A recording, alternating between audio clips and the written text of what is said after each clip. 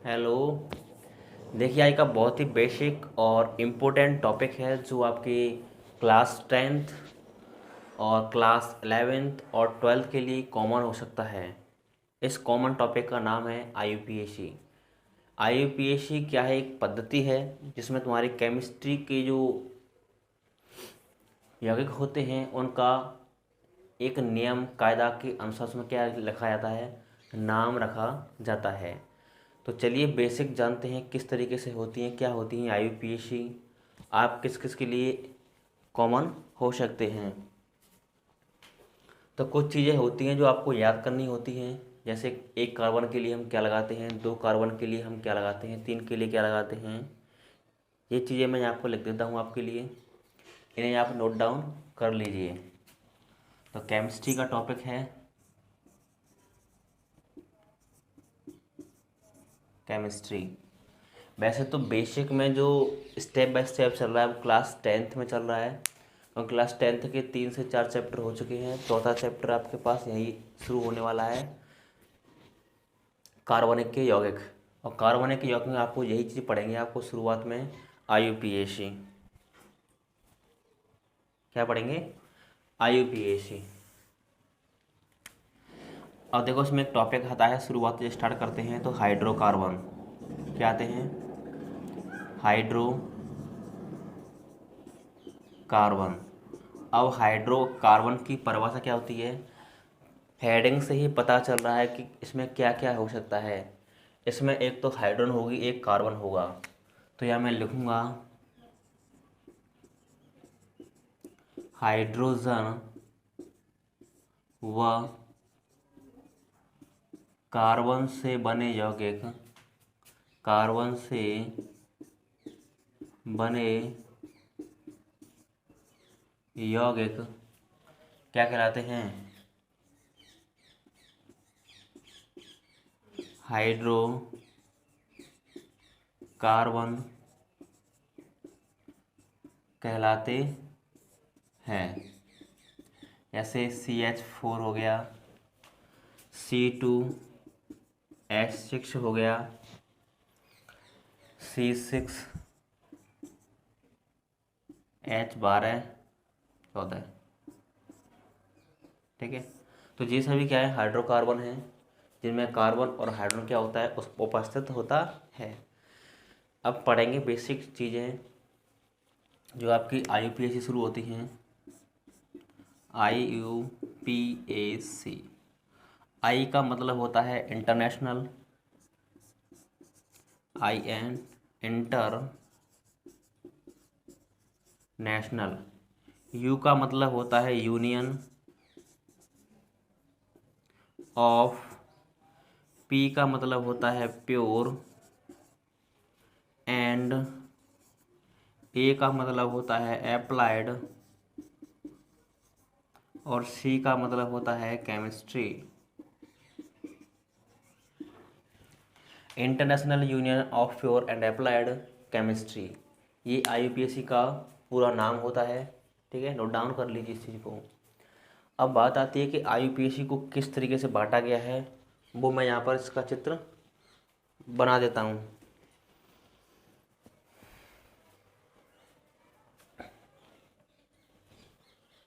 नीचे दिखाई दे रहा है।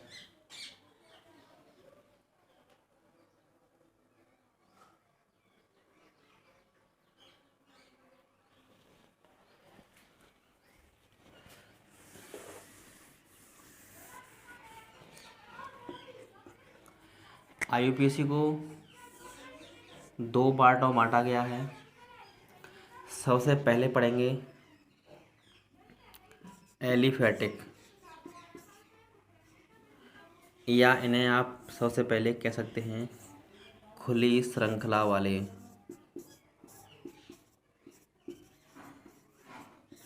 खुली श्रृंखला वाले इन्हें बोलते हैं हम बंद श्रृंखला वाले। ठीक है। अब खुली श्रृंखला वालों को ही हम बोलते हैं एलिफेटिक बोलते हैं। क्या बोलते हैं? एलिफेटिक। बंध श्रृंखला वालों को बोलते हैं हम एरोमेटिक। क्या बोलते हैं? एरोमेटिक बोलते हैं। ठीक है, एरोमेटिक।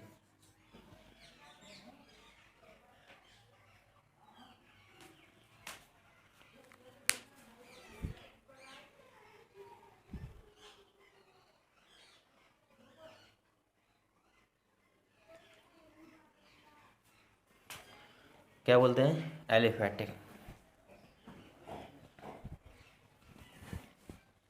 इसके बाद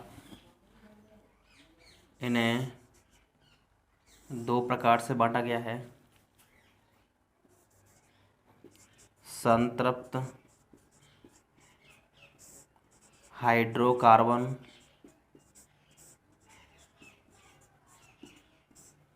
और इसमें बांटा गया है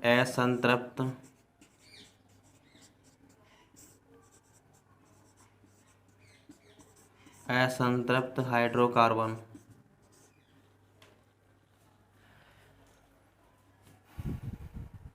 इसमें आते हैं दो, पहला है एल्कीन,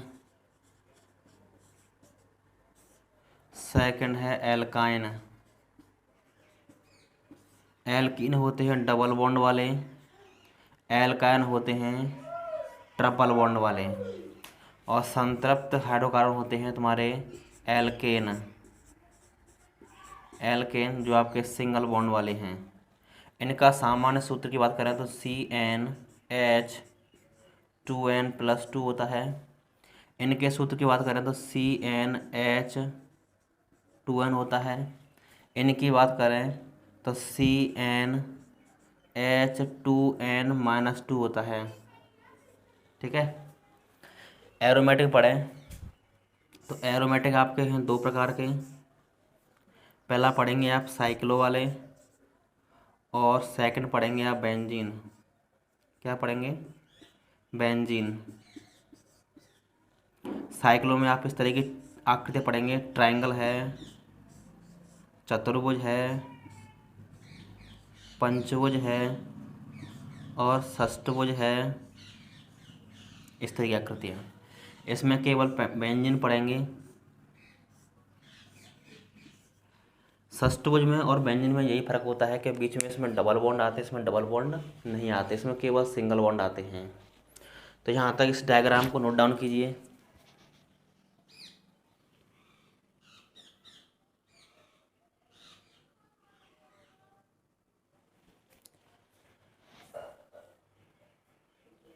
ठीक है, यहाँ पर संतृप्त, असंतृप्त, एल्किन, एल्काइन और एल्केन। तो यहाँ पूरी तरीके नोट डाउन कीजिए, मैं मिटा दूंगा।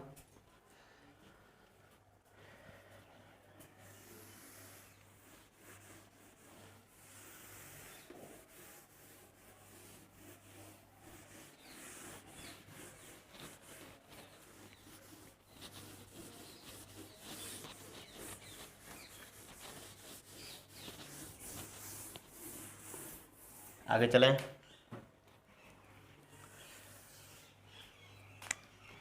अगर C1 आती है तो उसके लिए हम मैथ लिखते हैं हिंदी में इस तरीके से।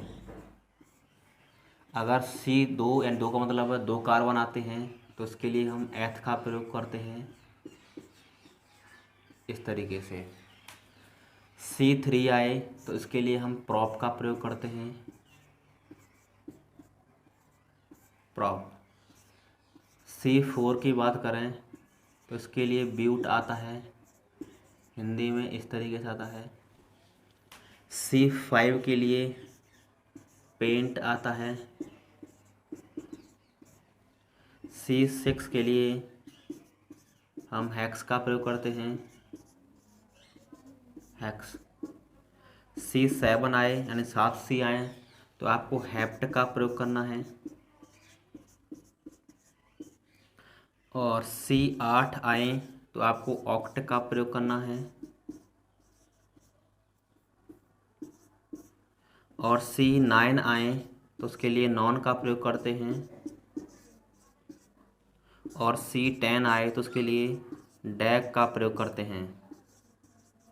आगे भी आ जाएंगे तुम्हारे। 11 के लिए अंडे का आ जाएगा, 12 के लिए ड्यूडेक आ जाएगा, 13 के लिए ट्राइडेक आ जाएगा, 14 के लिए टेट्राडेक आएगा, 15 के लिए पेंटाडेक आएगा। ऐसे बढ़ते जाएंगे। फिलहाल के लिए आपके लिए काम की चीज़ें यही 10 हैं, इन चीज़ों को उतार लीजिए। अब मैं बात करूं अनुलग्न की। किसकी? अनुलग्न। अनुलग्न, ठीक है। अगर सिंगल बॉन्ड आता है तो उसके लिए हम श्रृंखला में किसका प्रयोग करते हैं? हम प्रयोग करते हैं ANE, एन का प्रयोग करते हैं।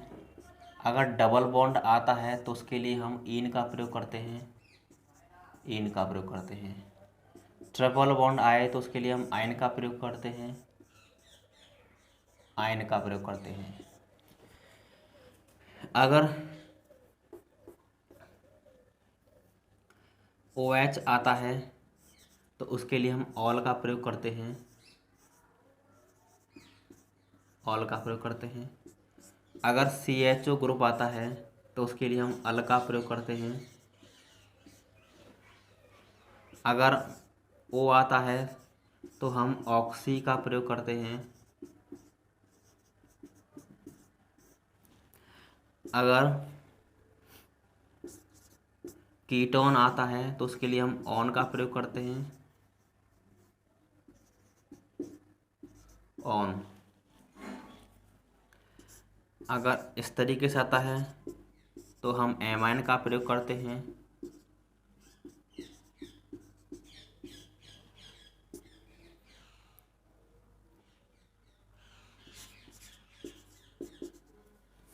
अगला COOH आता है तो उसके लिए हम ओइक एसिड का प्रयोग करते हैं,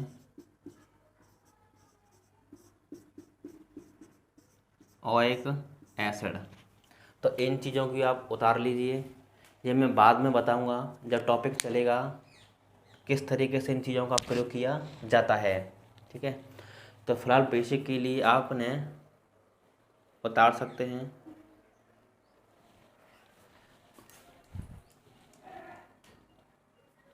इन सब चीज़ों को आप लिख लीजिए।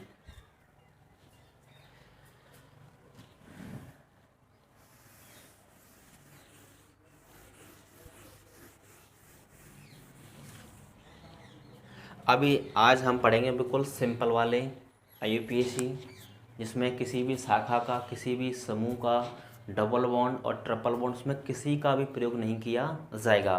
वो वाले हम IUPAC आप पढ़ेंगे। कल से पढ़ेंगे, थोड़े और लेवल टफ हो जाएगा।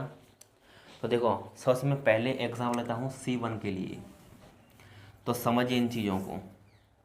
C1 का मतलब होता है, इसका परमाणु क्रमांक होता है 6। पहले में आते हैं। अगर मैं इसका विन्यास करूं तो विन्यास क्या होता है? 1s2 2s2 और 2p2 हो जाएगा।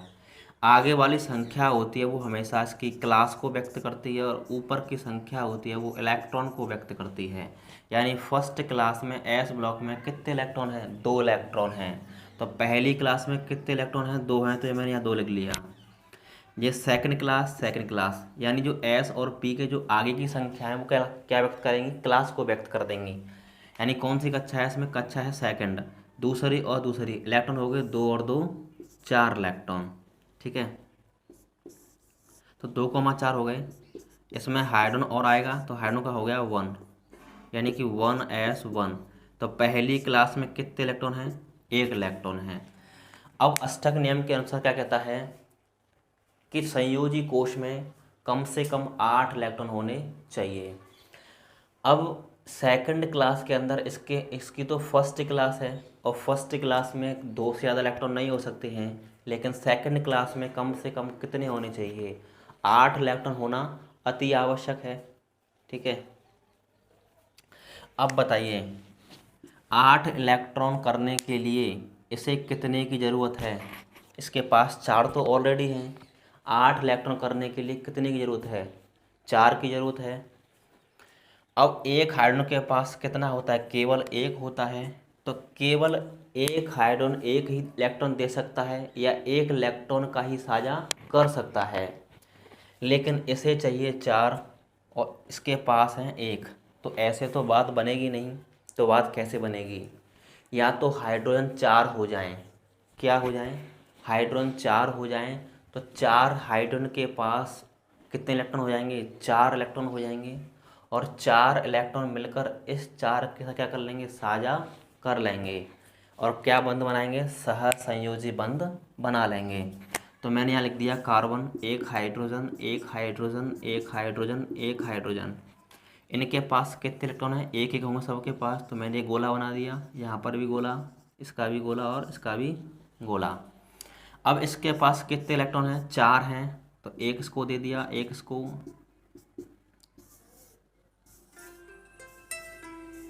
Incoming voice call from Purple Panty on SIM Airtel.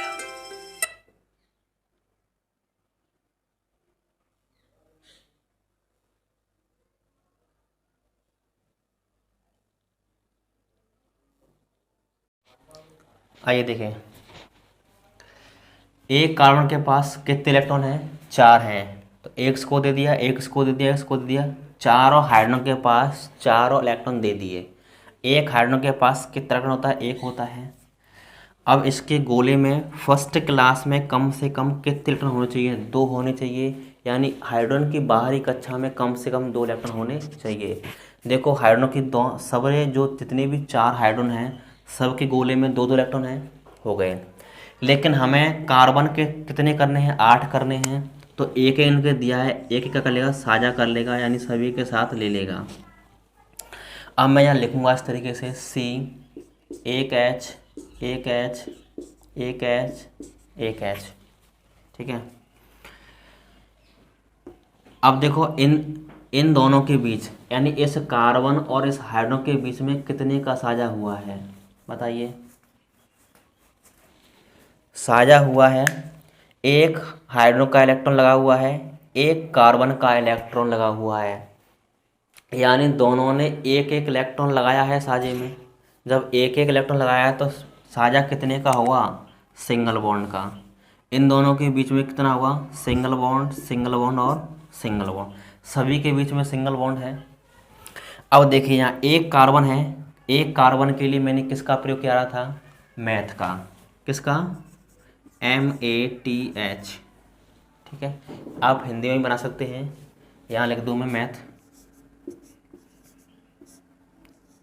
Plus, प्रत्येक के बीच में क्या है, सिंगल बॉन्ड है। सिंगल बॉन्ड के लिए मैंने अनुलग्न क्या पढ़ाया है, ANE, यानी कि ANE। जब दोनों की हम संधि करेंगे तो नाम निकल के आएगा मैथेन। क्या निकल के आएगा नाम, मैथेन निकल के आएगा। तो इस तरीके से मैथेन बनता है।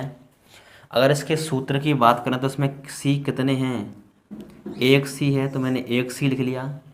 एच कितने हैं, 1 2 3 4, तो क्या बना सूत्र, CH4 बन गया। तो मुझे उम्मीद है यहाँ तक चीज़ें आपको बिल्कुल क्लियर हो गई होंगी, ठीक है। आगे चलें।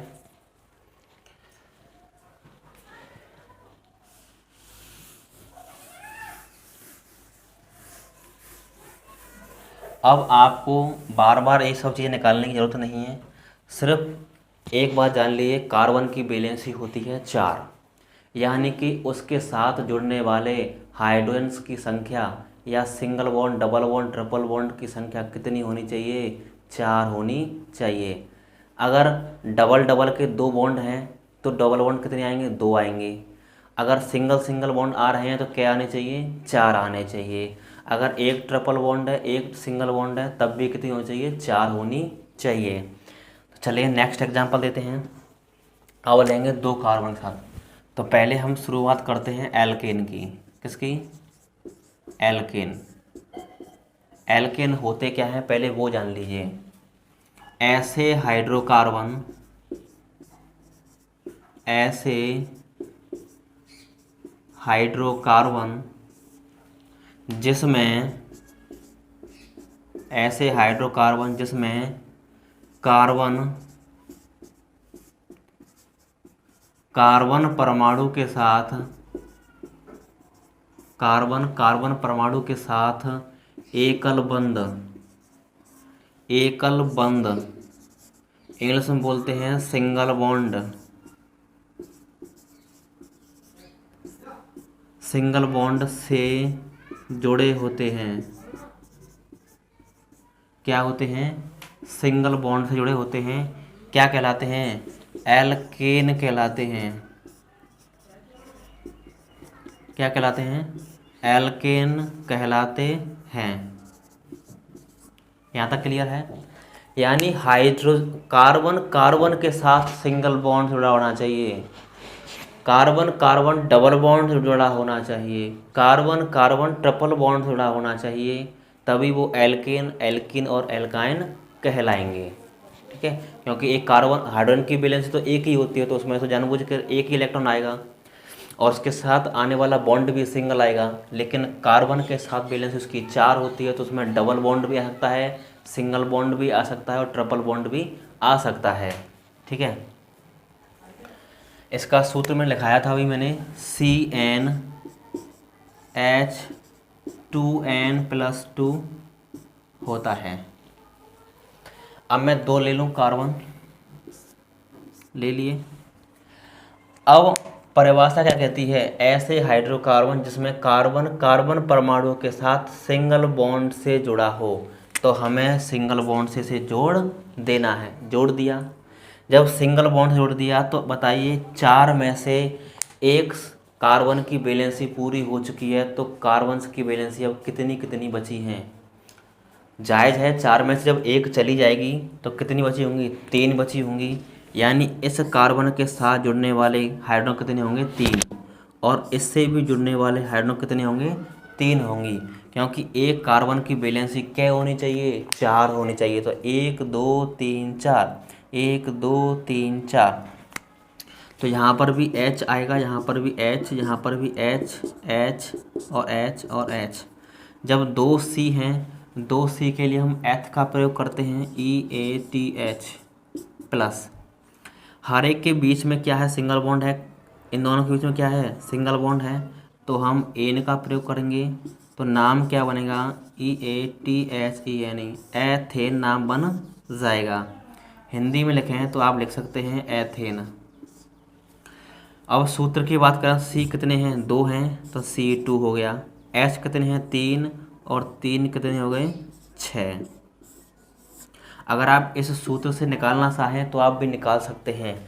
यहाँ N का मतलब होता है कार्बन परमाणुओं की संख्या। क्या मतलब होता है इनका? N का मतलब होता है कार्बन परमाणुओं की संख्या। तो C, N कितने हैं? कितने कार्बन हैं? यहाँ पर 2 कार्बन हैं, तो मैं यहाँ C2 कर दूंगा। H, N की जगह पर 2 रखना है, तो 2 दूनी 4 + 2, तो C2, 4 और 2 कह जाएंगे 6। तो इससे भी C2H6 निकल के आ जाएगा। तो आज तक यहीं टॉपिक समाप्त करते हैं। कल पढ़ेंगे यहीं से आगे एल्केन की और भी जो हैं वो सब कुछ पढ़ेंगे। फिर एल्किन पढ़ेंगे, फिर एल्केन पढ़ेंगे। ये सब पढ़ने के बाद फिर आप पढ़ेंगे ग्रुप। एल्कोहल है, एल्डिहाइड है, कीटोन है, कार्बोक्सिलिक है, ये सभी ग्रुप आप स्टेप बाय स्टेप पढ़ेंगे। तो वीडियो कैसी लगी लाइक करना, चैनल को सब्सक्राइब करना। ठीक है, तो मिलते हैं नेक्स्ट वीडियो के अगली वीडियो में।